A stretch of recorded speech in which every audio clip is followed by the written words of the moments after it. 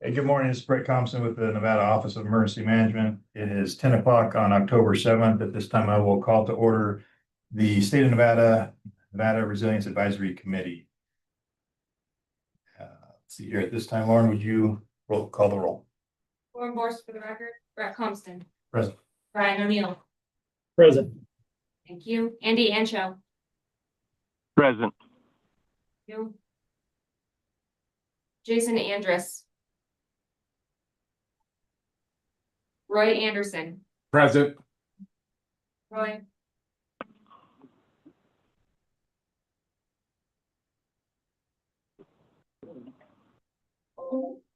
Solomon Barton. Present. Solomon. Taylor Allison. Present. You. John Backetall.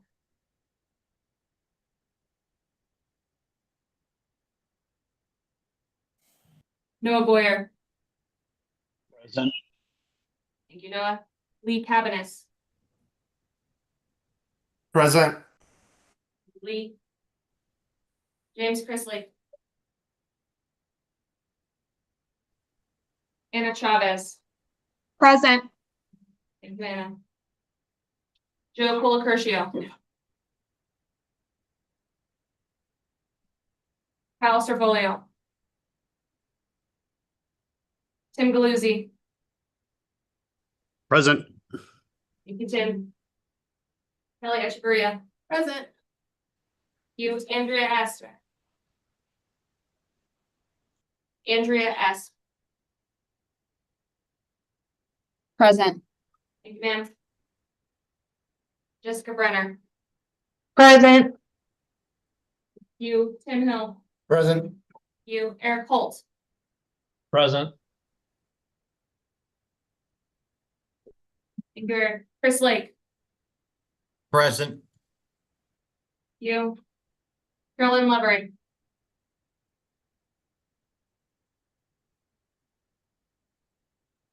Greg Prestipino. Present. You. Neil Pereira. Present. Matthew Peterson. I am virtually present on the line. Thank you, Matthew. Ken Keener. Misty Robinson. Present. You. Bill Savern. Present. Bill. Terry Underwood. Present. You. DT Allen. Adam Miller. Present. Thank you, Adam. Diana Clarkson. Present. Corey Ross. Present. Scott Mead. Present. Andy Ancho. You indicated present. I didn't hear it. I'm present. Can you hear me? Yes, sir, we can. Thank you. John Backetall. Present. Thank you, John. Sarah Fickner. Present. Thank you, Sarah. Heather Lafferty. Present. Ma'am. Melissa Friend. Present. Sylvie Marks. Present. You, Samantha Laddick. Here. You have quorum. All right, thank you. With that, we'll close item number 1. We will move to item number 2, public comment. This is discussion only. No action may be taken upon a matter raised under this item of the agenda until the matter itself has been specifically included on the agenda as an item upon which action may be taken. Public comments may be limited to 3 minutes per person at the discretion of the chair. Comments will not be restricted based on viewpoint. Provide testimony during the period of public comment via telephone. Please call in anytime after 9:30 a.m. on the day of the meeting by dialing 1-669-219-2599. When prompted to provide the meeting ID, please enter 202-331-8963 and then press pound. When prompted for our participant ID, please press pound. When asked to provide public comment, please press *6 to unmute your phone and *6 again when your comments are complete. Do we have any public comment here in Carson City? Lauren, do you see any public comment online? Yes, sir. Bill O'Neill, you have your hand up?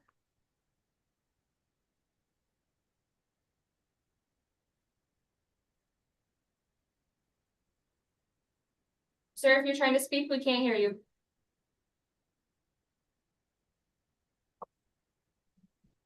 Mr. Phil O'Neill, if you would like to make public comment on the Zoom platform, please unmute yourself.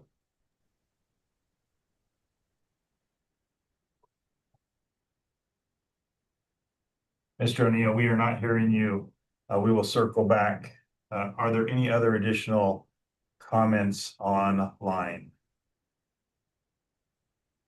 On board for the record, seeing none other than Mr. O'Neill. Is there any public comment from any members of the commission? Okay, Mr. O'Neill, we're gonna give this another try. If you could unmute yourself and provide your public comment.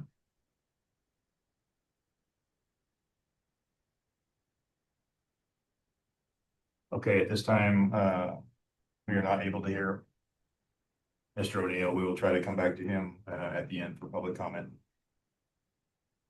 We'll close item number 2, public comment, and we will move to item number 3, approval of the minutes. This is for discussion and possible action. We will discuss the minutes first from the July 29th meeting, recognizing that there are 2 meetings that were back to back in regards to the approval of the grants. I am going to open with some comments that I have from the original minutes from the July 29th meeting. Lauren, you ready to copy? Okay, so first request is, can we remove the title of Colonel from Mr. Curcio throughout the document? Second item is on page 4 of the minutes from 7/29. Item number 8, it'll be the top paragraph. This will be the 3rd line. I'll give you these notes afterwards directly. And it currently reads, and noted that the chair will be providing them that from the state. Can we change the word that to perspective? Yeah. On the 2nd line of the same paragraph, last 2 words, it says their review. Can we change it to the review? On the 6th line down, I need to add a comma between individual assistance and damage assistance. Okay. We need to capitalize Las Vegas throughout the document. And in the 4 lines from the bottom of that paragraph, we need to change disasters to damages. Sorry, which line? 4 lines up, 4 full lines up. It says Says that- should qualify for disaster. Says federal management, and so any disasters should read, and so any damages that occur. On page 5. 6 lines down. Can we eliminate the following text? Noting that on August 30th, the OEM will have out all the details of these grants. That's and should read the chair next discussed critical timelines period. And the last correction I have on this one is 11 lines down. It starts with he had committee previously, needs to change to he had committed. That is all of my input for these notes. Is there additional discussion or inputs for the notes from 7/29/2025?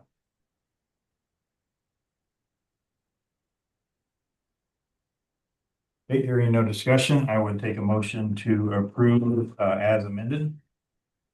I motion to approve as amended. Kelly has the first, do I have a second? And I'll second. And Hill second. Meeting minutes are approved as amended. For meeting minutes from. Hey Brett, this is Sam. Did you take a vote? Oh, sorry about that. All those that approve the minutes as amended, please signify by saying aye.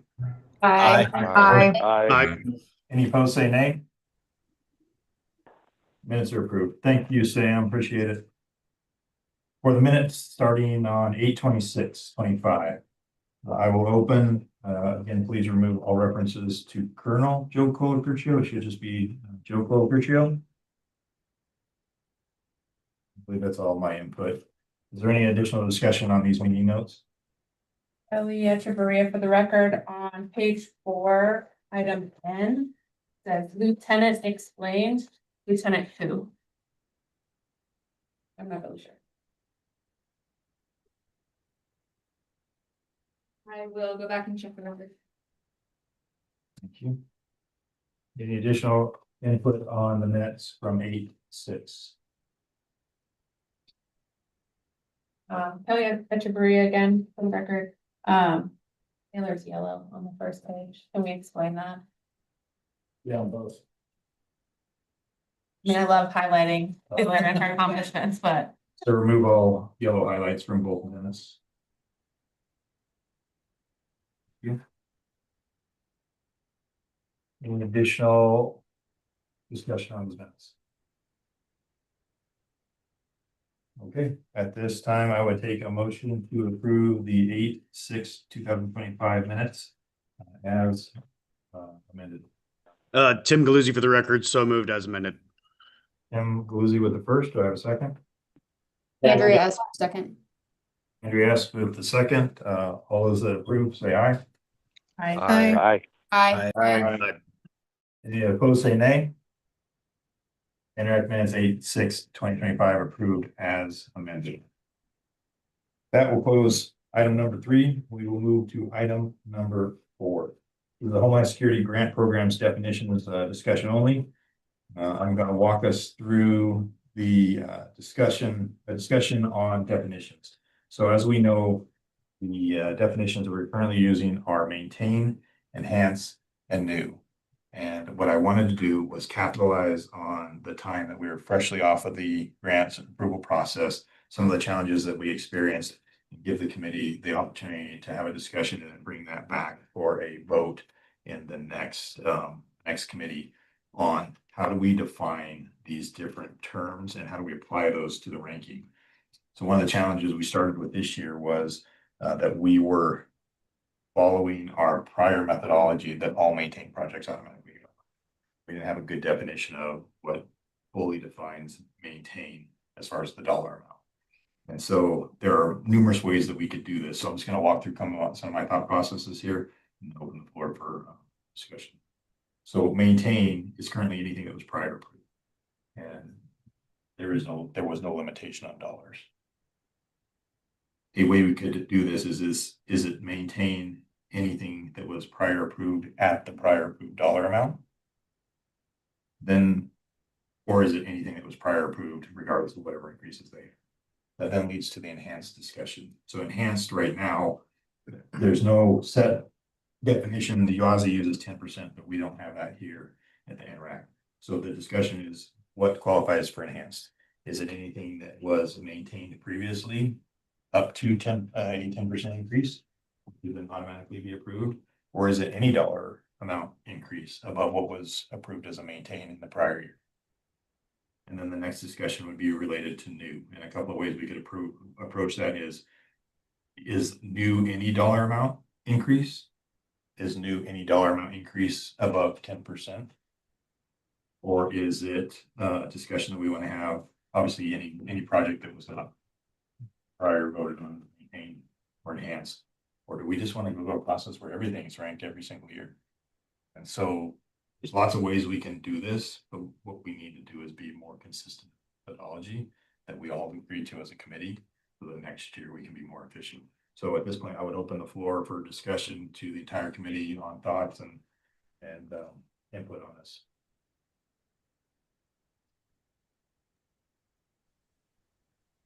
Hey, Chief Brian O'Neill for the record.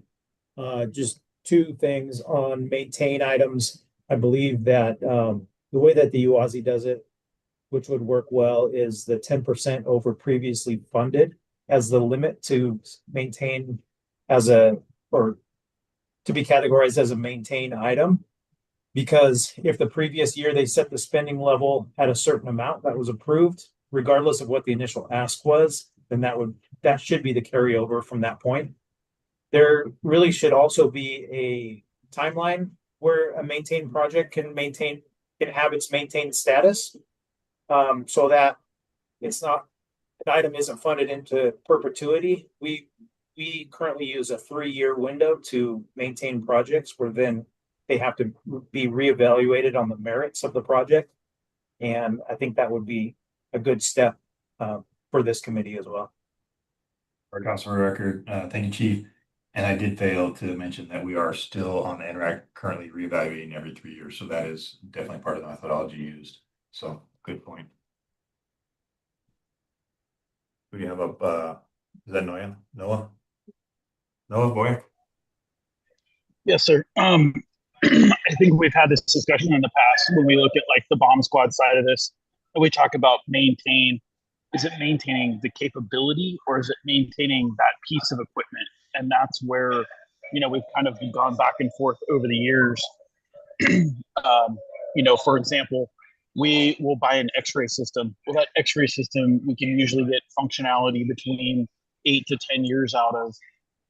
So is that, you know, is that a just new project every time we want to come back for X-ray equipment, or is that something that we can lump under our maintain capabilities aspect of it and keep it as a maintain, or should we be treating it new every time, even though it's the same capability that we've already justified a name for?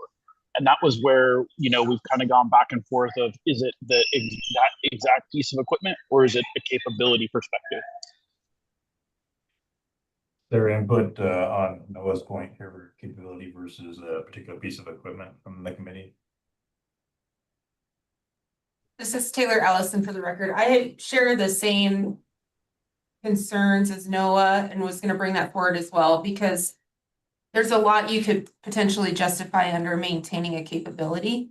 And so it should be spelled out, you know, in the application if it's a particular set of equipment that you originally established as your baseline for hitting that capability versus how do you measure that 10%, say if you were to implement that, or a set number of computers to have a baseline in year one if you do a 3-year timeline, so that we can define that as an entity. Thank you.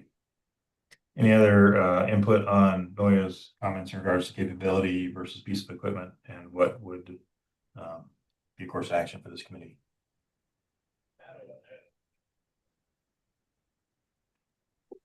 Yeah, Brian O'Neill for the record again. It would come back to, should the bomb squad have this ability to do this?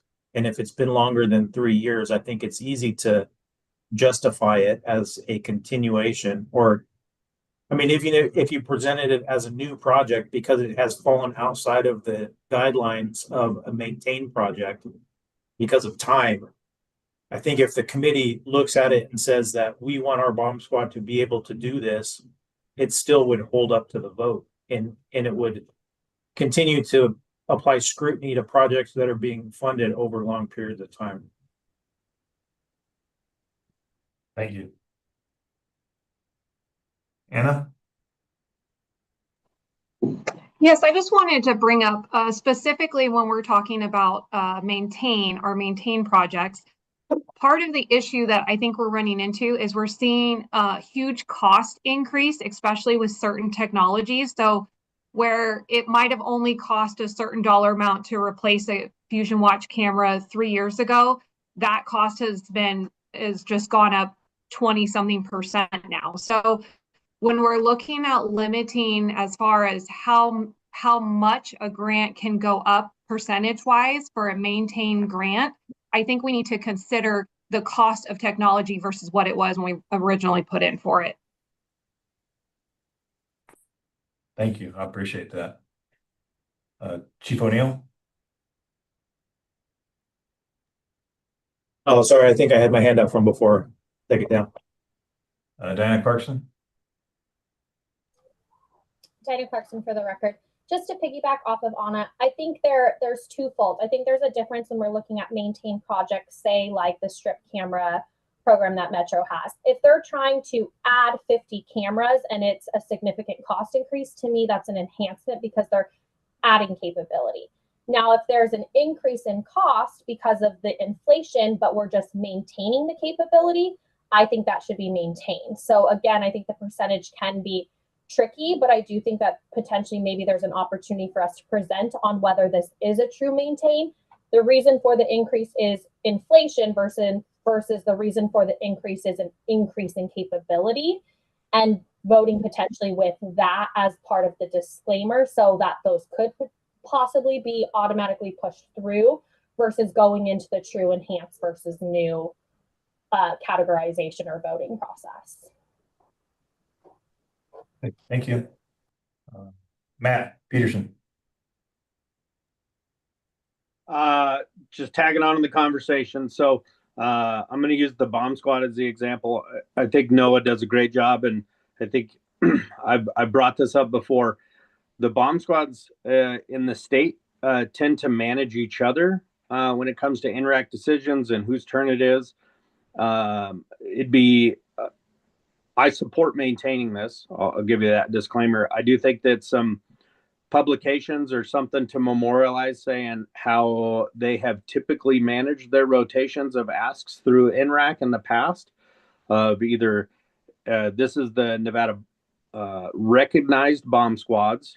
And then with that being said, this is our operational plan within the state so that we don't have to continue to have the conversation. We attach that and say, hey, this is their rotation. This is their plan. This is how this works. And I would say if we did that, and I'm hesitant to say this, but I'll say it for discussion purposes. But if we have other maintains that fit into certain categories, like if we're talking cameras, it should be maintain the existing cameras. I think adding means you're adding a capability, and then it may fall into a maintain category in the future. But if you're maintaining, that doesn't mean expanding in my mind. But if there's an approved plan that falls into a category such as cameras, surveillance, whatever that is, we can reapprove maintenance plans that way. Does that make sense what I'm trying to say? But without talking around it too much? I believe so. So for clarity, if you're talking about programs then, for example, COOP, and we're adding 2 new entities to a COOP, that's an addition, but at no additional cost. So is it just maintained then? I would say if there's no additional cost or work, I would envision that is maintenance. But if we're, I think like that 10% limit is important to attach to the maintain. From my perspective. Sorry, Kelly, I have to agree for the record. no, I don't disagree with you. I think we can write the language with enough flexibility that needs to be included in the justification or the application for maintenance or whatever that looks like. I would agree with you. Like if it's a COOP plan and we're adding 2 jurisdictions, there's no additional cost. But the maintenance, I would say that's a no-brainer. But if we're going to add X amount of stuff and it is a significant increase, I think the 10% is a good-ish ballpark number. That would be expanding capabilities. And then in the future, it could become maintenance. Break on the record. So let me ask this question. So if we had a project that maintains an item, cameras, and then we do an enhancement that's 12%. So would we only vote on the additional 12% and the maintenance of the original remains, or does the whole thing get rediscussed as an enhanced?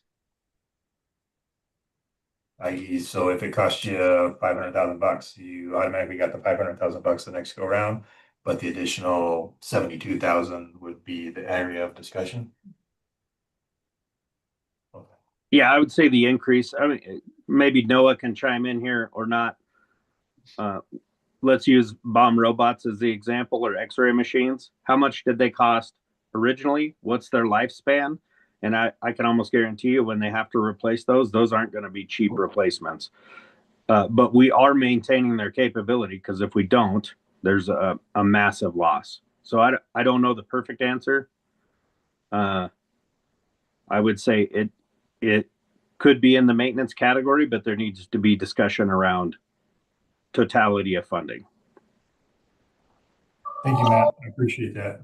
Great perspective. Gonna go to No, no, for the record. So like the bomb squads is like we're kind of an anomaly, right? We're four like entities, and in years past we were fighting for money for each other, and we just weren't good stewards of the grant. So that's when we changed our format under Todd Moss, who kind of spearheaded the way that we do it now. And I think we're kind of an anomaly when you look at the rest of the entities of this. We just want to play well with others when it comes to that. For the robots are the prime example. 3 out of 4 squads in Nevada have all gotten new robots. Vegas got theirs under UASI. Washoe County, the new price tag. So to your point, right? 21 years ago, we bought a robot. It was $172,000 for a robot and the vehicle to transport it in. Our new robot, the price tag came in at $498,000. I knew that I couldn't come to Nrac and honestly, good conscience and say, "Hey, I need $500,000." So we looked at alternate funding sources, and we were able to split it amongst our 3 partnering agencies to get that funded.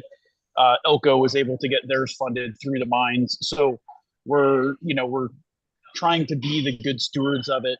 Yes, we are facing a substantial increase in pricing, and that kind of goes back to when we look at the maintain and that percentage of increase. And the underlying thing when we look at maintain projects is a lot of our stuff now is subscription based, right? How many Celebrite subscriptions do we pay for every year for multiple entities? And those subscription costs are going to continue to increase and increase. And the coop is an example of that as well.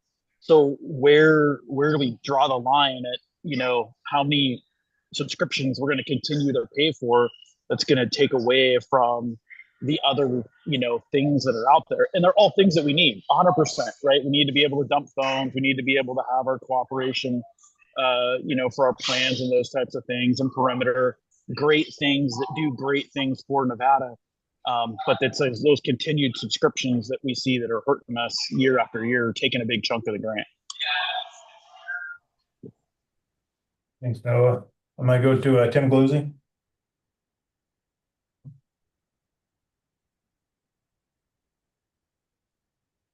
Tim Gluzzi, you still there? Yep, Tim Galuzzi for the record. And I think Noah just hit on a very critical point there. This methodology of the maintenance programs, the inevitable outcome as this continues to grow is software companies, all of these companies will only raise their prices. And a lot of them are moving towards subscription models for everything. And the cost of maintaining these platforms and services only goes up. And when those efforts effectively get a pass on consideration, that drastically dwindles the available funding for any expansion of capability, any expansion of resources out to underserved communities, out in rurals, and it really limits the opportunities to look at any emerging technologies or anything else that we might want to be able to move quickly on, because we're effectively tied to boat anchors of investments and decisions that were made years prior. And I'm not bashing the system. It's the system that has worked for some time now. But it really limits opportunities as we move forward, to be able to leverage advancements and innovation. And so, we also don't know if these funding streams are guaranteed. A change in federal administration and funding sources, as we've seen, can be done at the drop of a hat. And when we rely on these grants for ongoing sustained operations, it puts law enforcement entities and public safety in a very precarious position. And so I guess my point is, for ongoing sustained operations, I would urge folks and entities and agencies to look towards more traditional funding sources in your standard budget process to be the primary, and to look to transition as expediently as possible off of grant funding being the primary source of operational costs when you're able to. And grant funding should be your seed funding. Grant funding should be the opportunity to start a program, to expand a program, not to be your long-term sustainment. And because we have all seen in recent times where that grant funding can very quickly disappear, and that could be taking incredibly important life safety capabilities away from communities that really need it. Thanks, Tim. Brett Thompson for the record. So let me put this on the table. Right now, we currently follow the methodology that every third year we will recompete all projects as new.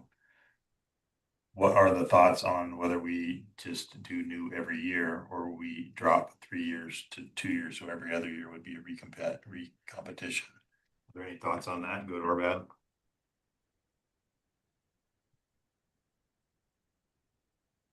I see Chris Lake, and then we'll go to John Bagwell. Thanks, Chris Lake for the record. First off, I want to just say I agree with everything that Tim just said. He said it much more eloquently than I would have. But also going along with your comments, Brett, about evaluating all of this stuff, we seem to evaluate these programs only on a cost basis as they come up. We never look at the entire Homeland Security grant as a whole and look at which programs might be a sunk cost going forward. Everything seems to get more expensive and more expensive. And using the the bomb squad as an example again, and just a little flaw that I think is a flaw in the formula, when we say 10%, they're talking about an annual equipment lifespan of like 8 years, compared to some of these other people that come in with radios or SCBA tanks or something that have like a 2-year life cycle. So 10 years for an 8-year life cycle doesn't seem reasonable when we're given that same 10% for somebody with a 1-year or 2-year life cycle. So not to make things more complicated, but using a flat percentage seems like we might be cutting some of our really important programs short. But I do think we need to look at some of the sunk costs. Everything Tim said is correct.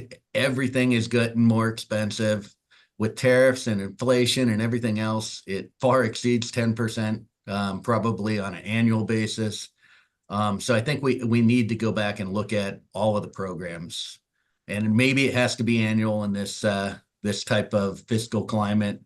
And maybe it's every program, but all at once every 2 years, and not fluctuating so we have some programs and not others. But those are just my comments. Thank you.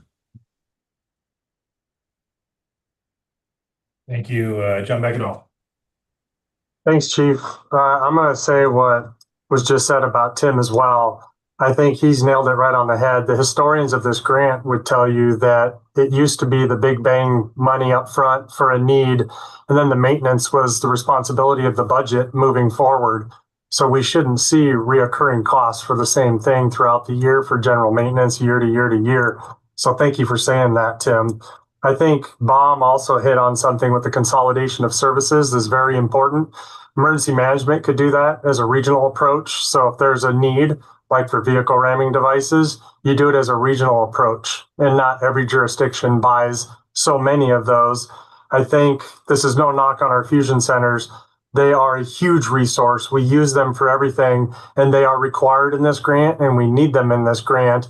But is there things we could consolidate across those two programs from state and SNCTC to potentially create an additional funding source by sharing capability somewhere in there? And then this meeting is an opportunity that, Brett, you could potentially look at if people want opportunity to have presentations before March on, hey, we know we're going to be looking at this. Why are we waiting till the last second every year and having these all-day meetings and fighting over this allotment of cash when this is a resilience advisory committee? We could be advising throughout the year on potential needs for a potential program, not necessarily by agency, but if EM is looking at this, if Fusion's looking at this, if BOM is looking at this, all right, how can we do this and save money and make it available to everyone and make it a standing item on here, or as it comes up, an item that we could put on the agenda and quit making it a last second approach. Thank you. Thanks, John. Really good input. I appreciate that. Noah, hands up. Yes, sir. No, more for the record. Kind of what John talked about, like we used to do the, all day meeting of everybody presented every year, and justifying their projects every time. And, that was the good old Jeannie Freeman days of, you knew that if you presented a project and Jeannie didn't have questions for you, like, dude, you had a solid project. But you also expected her questions, and her questions were always tied to scalability. What's your sustainment plan? And what's your, don't tell us that you're only going to ask for this project once. And then in 3 years, when there's a change of person in this position, and now they're going to ask for the same thing. Like, you knew her questions were coming, and they were always valid questions. And, going back to justifying projects yearly, it holds everyone accountable for their projects. And also to, double down on what John said, I knew once a year I had to give a presentation about the bomb squads in Nevada, what we did with our money, what we were looking at in the future, and the impact we had made on the community. And it held us accountable so that when I come to you, the following year and say, hey, bomb squads need $200,000 again, that it wasn't a surprise. You knew we were going to ask for it, and I was telling you what we were, giving you the product that we were funding. And I have no problem going back to that model, and giving those opportunities to let everyone on this commission, not everybody's in public safety, to have a look behind the curtain and see what it is that we're doing for the community. Because there's a lot of projects that there isn't the tangible thing that we see on the news, the amount of intelligence that we get out of our fusion centers, the work that our EMs do in our communities. Oftentimes that's not on the news. It's not sexy. So, giving those groups the opportunity to present to everybody to help give that backstory for these projects, I think would be something that everybody would benefit from. Elia Tavaria for the record. I would argue, Noah, that it is sexy. But I appreciate your point, and I think also there might be an opportunity, talking about like filling capabilities and reporting out on these things. Our jurisdictions do integrated preparedness planning workshops for a reason, and it's to identify our capability gaps. And so if you're applying for things, I know that we try to tie our projects to the priorities set forth by the state, but I think we should also be tying them to the priorities set forth in our jurisdictions. So if we're applying for something from Washoe County, for example, how does that help close the gaps that as a region we identified that we have and that we need to be pursuing? So just a thought.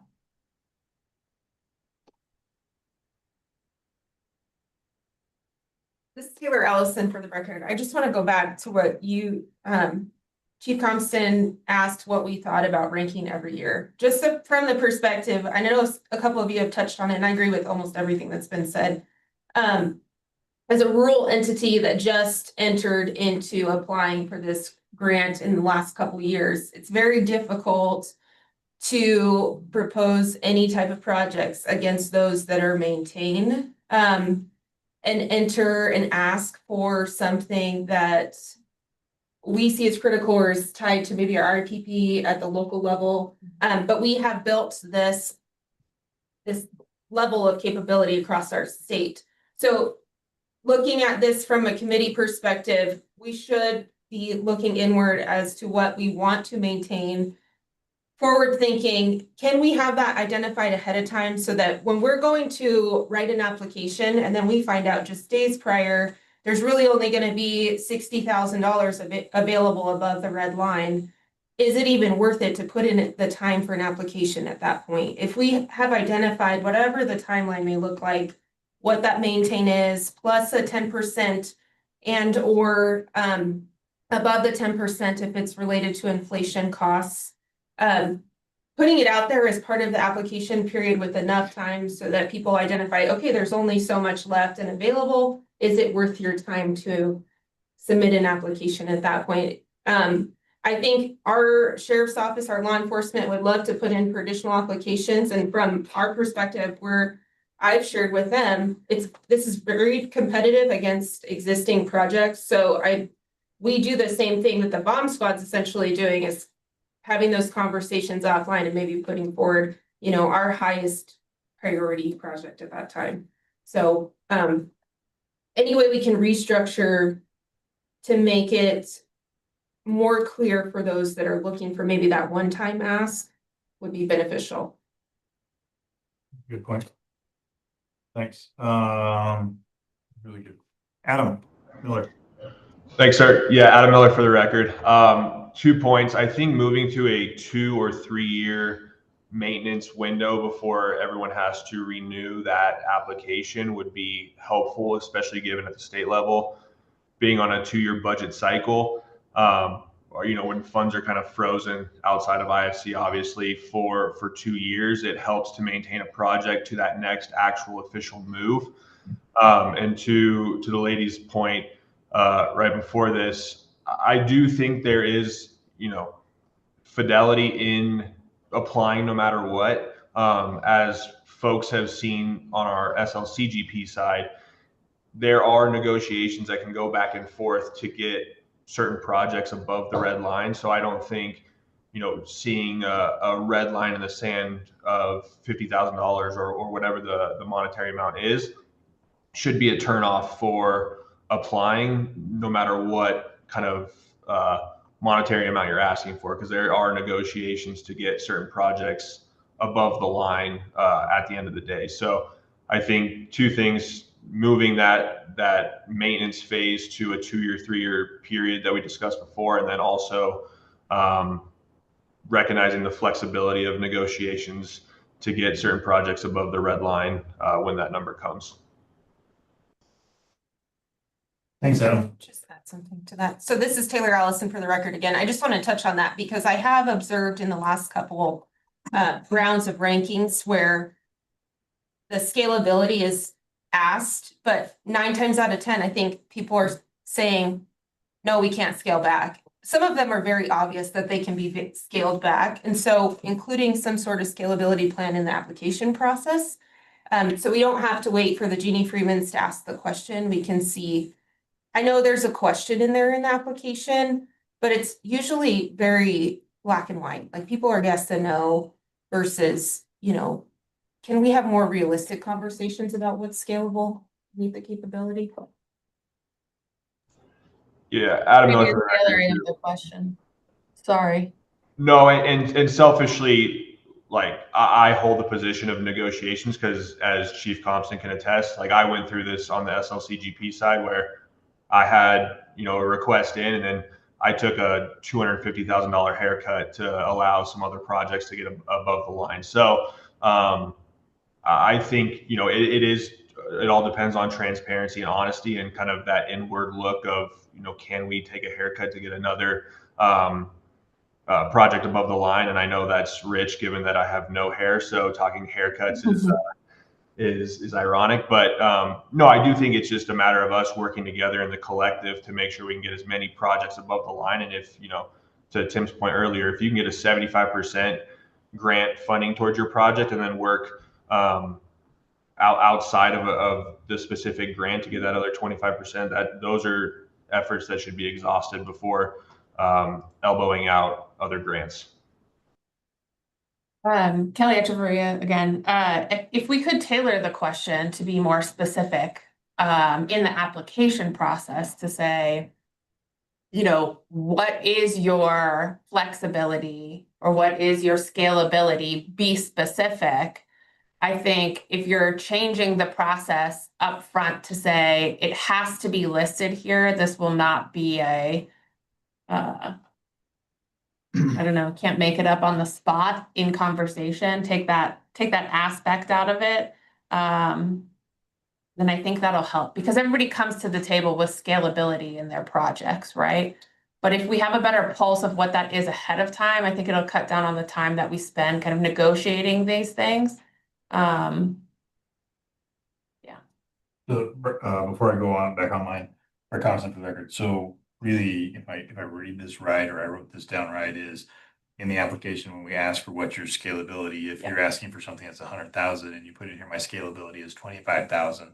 When we get to the And what is that? And What are what is you that? losing in that capability? Then when we get to the table, the discussion would be, hey, if we need to save $300,000 to get these other projects, can you invoke your 25,000, your 25,000, your 30,000, which have already been pre-identified? So there's none of the guessing on the spot. For sure. Did I say that right? Yeah.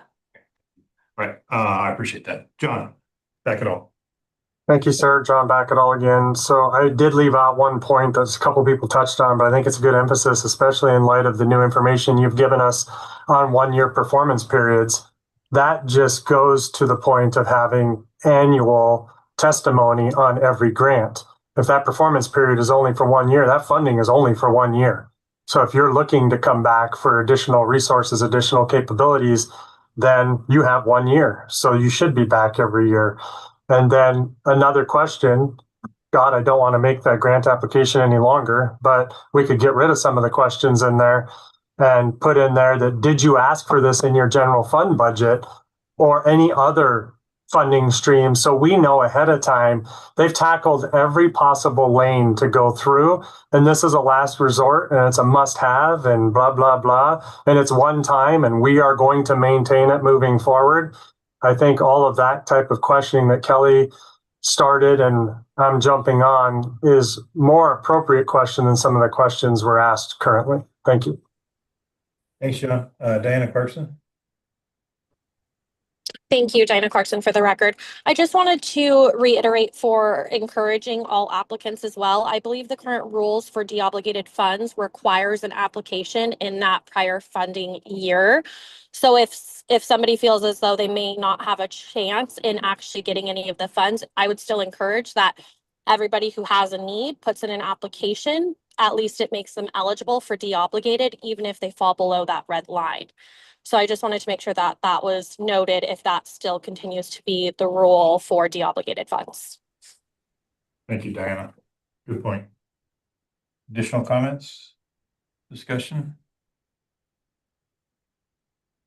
We attacked the word new because you did ask us, what should that look like? Is it any funding increase? Is it above 10%? Did we talk about that at all? I don't think so. I think the only, this is very positive for the record, and that was Kelly Echeverria for the. Yeah, sorry. We danced around it a couple of times on if we go to every annual, then everything's new every year. Or whatever we call it.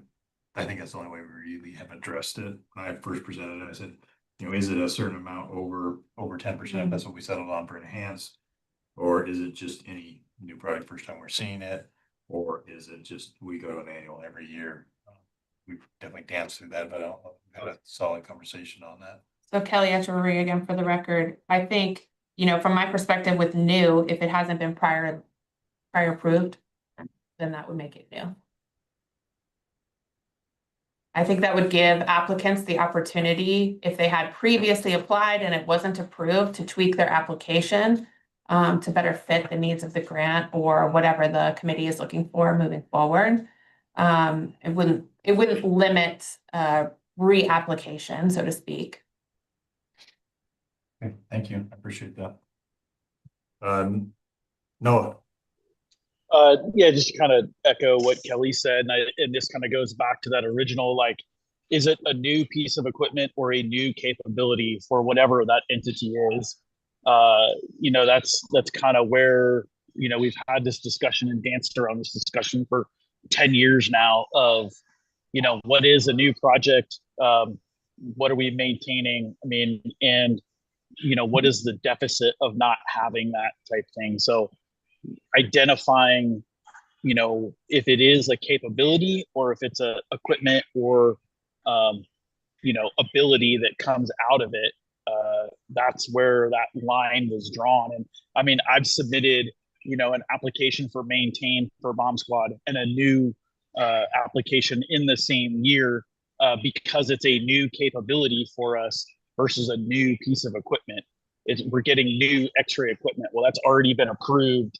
Cool. Now, we're looking at adding man-A network to our robots. Well, that was submitted as a new project because we hadn't had that capability before. So it was a new capability and new equipment at the same time. So that's where, our definition of new is going to kind of help drive the difference between the maintain, what is an enhance? That's is that 10% or more, or is it, again, are we enhancing a current capability or current piece of equipment? And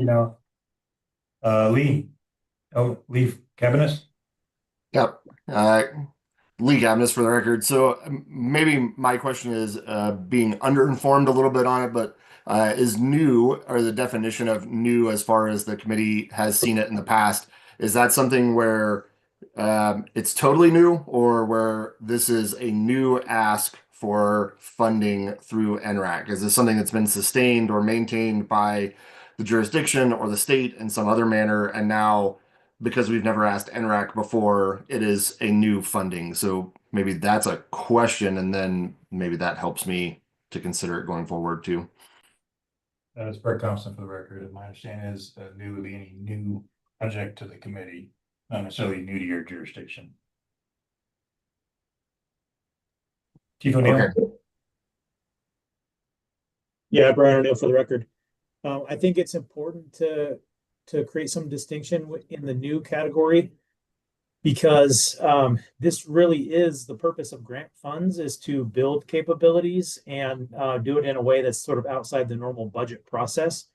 And so when you are looking at adding new capabilities, even if it's something that's being currently conducted in another jurisdiction, but new to your jurisdiction, and also filling an identified gap that you've identified in your thyroid process, I feel like we should be prioritizing these projects over continuing to fund into the maintenance category. And so if some of that language could be encouraged in the process, I think that would be a way, to Tim's point, of bringing new technologies to bear. Thank you, sir. Any additional comments or discussion?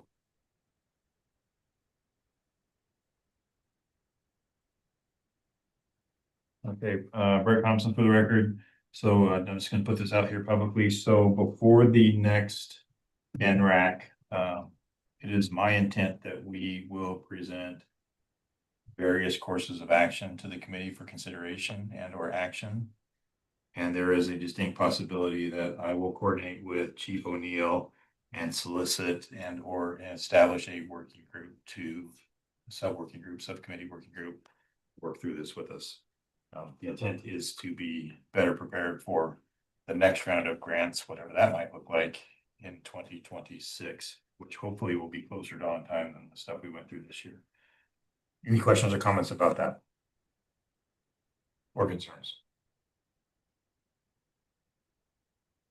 Okay, hearing none at this point, I will close agenda item number 4. We will move to agenda item number 5. This is a grant status report, discussion only. Shay Sloan, OEM Preparedness Grant Supervisor, is going to review our quarterly grants, outlining the status of all current Oakland grants managed here at the Office of Emergency Management. Shay? Good morning, Shay Sloan, Preparedness Grant Supervisor for OEM for the record. Presented on the screen is the current grant status report, which outlines the grant program, the various open grant years, the total award amount, and the balance for all of the state, OEM, and urban area grants. This report is based on the completed transactions from the state accounting system, and this report can be sent out following this meeting. Please let me know if there's any questions on the report. We'll go in for FY25 grants. As some know, these have all been awarded, but everything is on hold. And then again, at this time, we can't enter in any project level detail for those holds as all of our FEMA portals are down. And that's the end of my report. Any questions for Shay? Kelly Echeverria for the record. Shay, does this report show available funds within any of these grants? I assume that if you're saying, this has been awarded, this is what remaining, this is what has been expended, that they're all of the funds are obligated because I don't see anything saying available. Is that correct? Correct, yes. And Kelly, just for comments for the record, we're definitely going to stick to that model of making sure that we tell all available entities on February 1st and August 1st of every year. Like, this is what is accumulated. The exception will be if there's some reason that we have to do a short notice because then we're going to expire, but we're still going to do the same process. We want that to be fair and consistent so everybody has a fair shot at the obligated funds. And if you have a particular timeline of when those will come out. Thank you. Any additional comments or questions for Shay? Yeah, thank you, Shay. I appreciate that. At this point, we'll close agenda item number 5. We'll move to agenda item number 6, public comment. This is discussion only. No action may be taken upon a matter raised under this item. Until the matter itself has been specifically included on the agenda as an item action may be taken. Public comment will be limited to 3 minutes per person. Comments will not be restricted based on viewpoint. To provide testimony during this period, public comment via telephone. Please call in anytime after 9:30 on the day of the meeting by dialing 1-669-219-2599. When prompted to provide the meeting ID, please enter 202-331-8963 and then press pound. When prompted for participant ID, please press pound. When asked to provide public comment, which will be now, please press *6. Unmute your phone and *6 again when your comments are complete. Do you have any comments here in Carson City? You're not in Carson City. Lauren, do you see anything online? One more for the record. Mr. O'Neill, were you able to get your microphone working?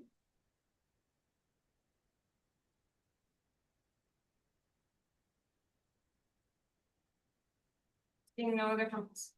Okay, at this point, with no public comment, I will close item number 6. I'll move to item number 7, adjournment. For discussion, possible action, I will take a first to adjourn the meeting. So moved. Tim Galuzzi. Tim Galuzzi with the first. Do I have a second? Second. Barton. Taylor Allison with the second. All those in favor say aye. Aye. Aye. Aye. Say nay. Aye. All right, this meeting is adjourned. Thank you. Brett.